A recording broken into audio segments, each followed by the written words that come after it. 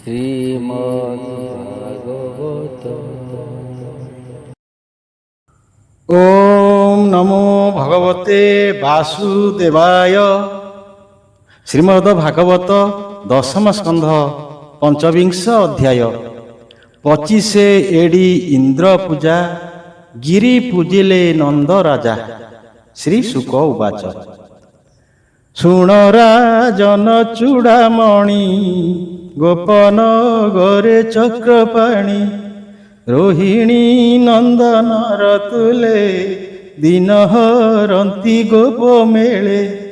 ଗୋପାଳେ ମିଳି ଏକ ଦିନେ ଇନ୍ଦ୍ରର ଉତ୍ସବ ବିଧାନେ। ସକଳେ ବିଚାରନ୍ତି ବସି ମଧ୍ୟେ ବିଜୟ ବ୍ରହ୍ମରାଶି। ସ୍ୱଭାବେ ବ୍ରହ୍ମାଣ୍ଡ ଠାକୁର ଜାଣନ୍ତି ଗୋପାଙ୍କ ବିଚାର। ଲୋକ ବେଭାରେ ଭାବଗ୍ରାହୀ କହନ୍ତି ନନ୍ଦ ମୁଖ ଚାହିଁ। ବୃଦ୍ଧ ଗୋପାଳେ ଛନ୍ତି ଯେତେ ବିଶ୍ୱାସ କରି ଯେଝା ମତେ। ଭୂତାତ କିମ୍ପା ଉଦବେଗ କହ ଏ କାହାର ଉତ୍ସବ।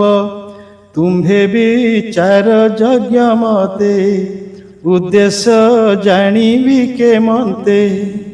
କେବଳ ମତେ ସାଧ୍ୟ କରି ଯଜ୍ଞ କରନ୍ତି ନର ନାରୀ।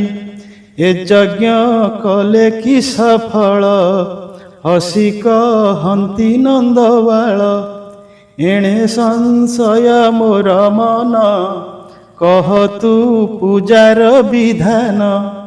ଗୁପତ ନ କର ପିୟର ଏ ସାଧୁ ଜନଙ୍କ ବ୍ୟବହାର। ସେବକେ ଗୁହ୍ୟ ଭାବ କହି ବିଶେଷେ ତୋର ପୁତ୍ର ମୁହିଁ। ସମଦର ସିଜା ରଚିତ ନାହିଁ ତାହାର ରିପୁ ମିତ୍ର। ସଂସାର ଧର୍ମେ ଥାଇ ଜନ୍ତୁ ଇଚ୍ଛନ୍ତି ନାନା କର୍ମ ହେତୁ। ଜାଣି ନ ଜାଣି ଫଳ ଆସେ କର୍ମ ସାଧନ୍ତି ମନ ତୋଷେ। ଦଇବ ମତେ ଫଳ ହୋଇ ଯେ ଯାହା କର୍ମ ବଳେ ପାଇ। ବେଦ ପୁରାଣ କର୍ମ ଘେନି କର୍ମ ସାଧନ୍ତି ବିପ୍ରମୁନି। ତୁମ୍ଭେ ସାଧିବ କେଉଁ ମତେ ବିଚାରି କହ ତାତ ମୋତେ। କୃଷ୍ଣ ବଚନ ନନ୍ଦ ଶୁଣି କୋଳେ ବସାଇ ଚକ୍ରପାଣି।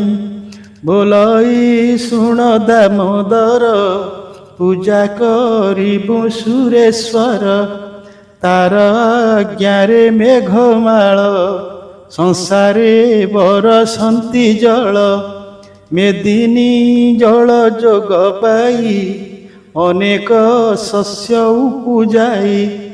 ଜୀବିକା ହୁଏ ପ୍ରାଣୀଙ୍କର ତେବେ ସେ ଜିଅନ୍ତି ସଂସାର। ଶସ୍ୟ ସମ୍ପଦ ଘେନି ଜନେ ଯଜ୍ଞ କରନ୍ତି ତୋଷ ମନେ। ନାନା ଦେବତା ଯଜ୍ଞେ ଦାହି ପୂଜି ଅନେକ ଫଳ ପାଇ।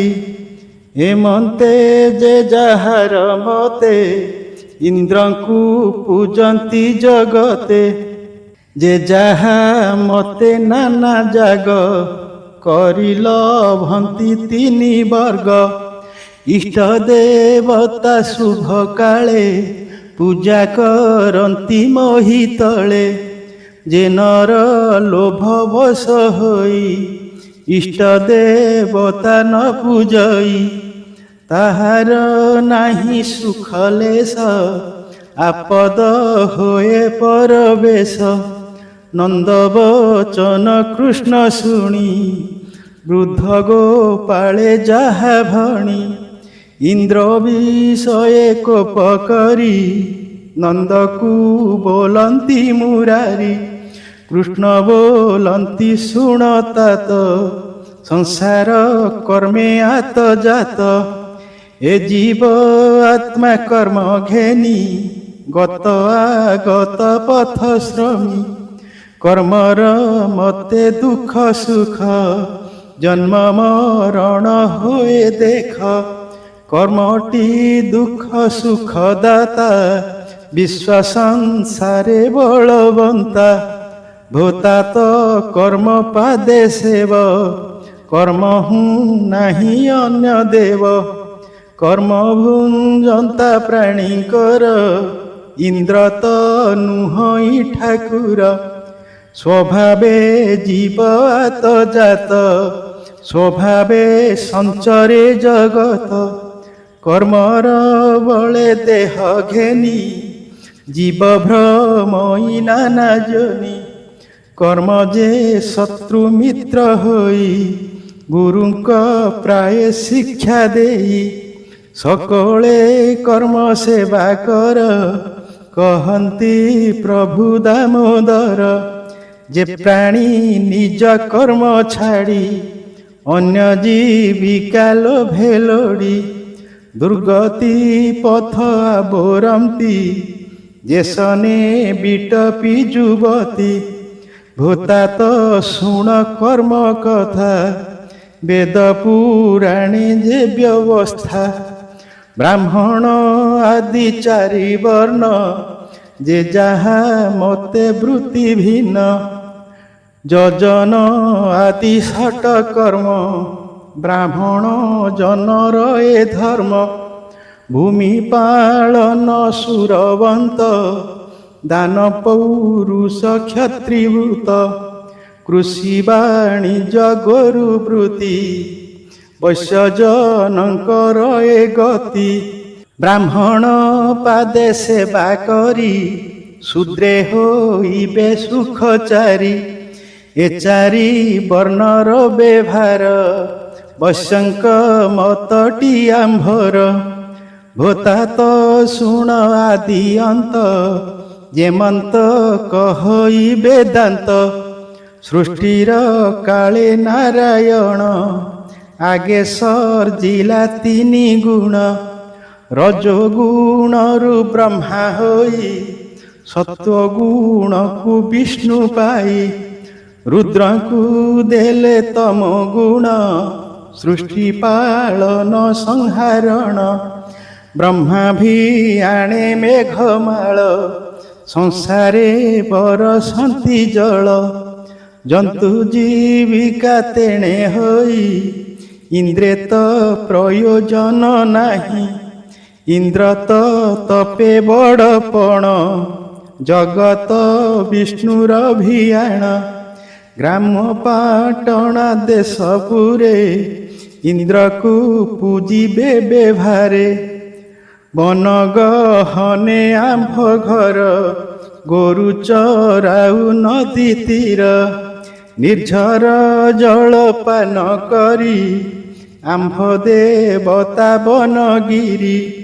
ତୁମ୍ଭର ଯଜ୍ଞ ଯେବେ ସତ୍ୟ କହଇ ଶୁଣ ଏକ ଚିତ। ଗୋରୁ ବ୍ରାହ୍ମଣ ପ୍ରୀତି ଫଳେ ଯଜ୍ଞ କରିବା ଗିରି ତଳେ। ପୂଜିବା ଗୋବର୍ଦ୍ଧନ ଶିରେ ଯେ ଇନ୍ଦ୍ର ଯଜ୍ଞର ସମ୍ଭାରେ। ଦ୍ୱିଗୁଣ କରି ବଳି ଭୋଜା ସୁଖେ କରିବା ଗିରି ପୂଜା। ନାନା ବ୍ୟଞ୍ଜନ ଷଡ଼ରସ ଇଷ୍ଟକ ପ୍ରପାନ ପାୟସ। ଗୋରସ ଘୃତ ରସ ପୁଳି ନାନା ପିଷ୍ଟକେ ଖଣ୍ଡ ବୋଳି।